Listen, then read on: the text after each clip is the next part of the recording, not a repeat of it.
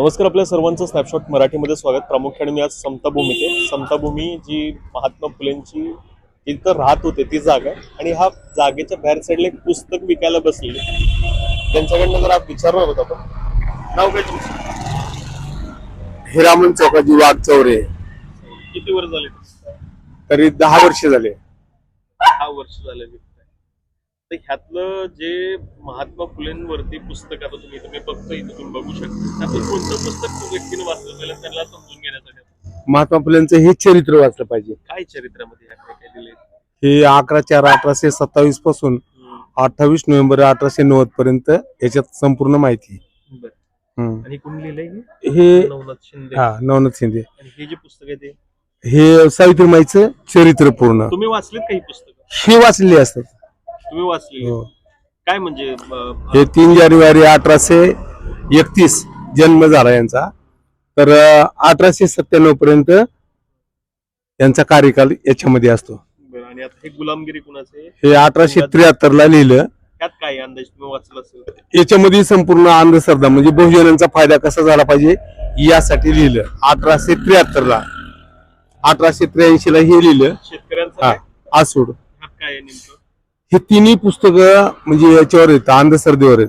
शेतकऱ्यांच्या आसूड मध्ये काय? शेतकऱ्याचा आसूड म्हणजे समाजाचा विकास कसा झाला पाहिजे ह्याच्यात प्रश्न उत्तर आहेत. आणि सार्वजनिक सत्यधर्म पुस्तक हे महात्मा फुलेंच्या अंगावर ज्या टायमाला पॅरालिसिसचा झटका झाला त्या टायमाला हे डाव्या हाताने लिहिलेलं शेवटचं पॅरालिसिस झाल्यानंतर डाव्या हाताने लिहिलेलं पुस्तक हे 1888 ला लिहिलं. तर 1889 ला प्रकाशन झालं. ठीक आहे. आता तुम्ही इथे किती वर्ष झाले म्हणलं? किमान 10 वर्ष तरी झाले. हो. म्हणजे बसले राहायला कुठं? निगडीवरून दररोज येतो? हो, दररोज नाही. आज इथं कार्यक्रम येत आज म्हणजे जवळजवळ 28 तारखेपासून नाही. आता हे जवळजवळ 6-7 डिसेंबर पर्यंत कार्यक्रम येते. हो. दुसरीकडे मग बाबासाहेबांचा जन्म जिथं झाला त्या महोगावामध्ये किंवा मग एक उदाहरणार्थ पिंपरी चिंचवडचा बाबासाहेबांचा पुतळा तिथं पण कार्यक्रम असतात. आता प्रामुख्याने तुम्ही एवढी पुस्तकं हो. आता जर खऱ्या अर्थानं महात्मा ज्योतिबा फुलेंना जर समजून घ्यायचं असेल तर कोणतं पुस्तकापासून हे पुस्तक करायचं? हे जन्मापासून तर त्यांच्या शेवटच्या दिवसापर्यंत.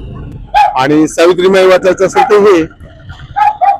आणि हे जे पुस्तक आहे ते महात्मा फुलेंना ज्या वेळेस पॅरालिसिस झाला होता त्यांनी डाव्या हातानं लिहिलेलं मोडी लिपीमध्ये लिहिलेलं. पण आता म्हणजे नंतर प्रकाशन केल्यानंतर मराठीत हे लिहिलेलं आहे. पण लिहिलंय ते खऱ्या अर्थाने चालते. मनापासून आभार तुमचं.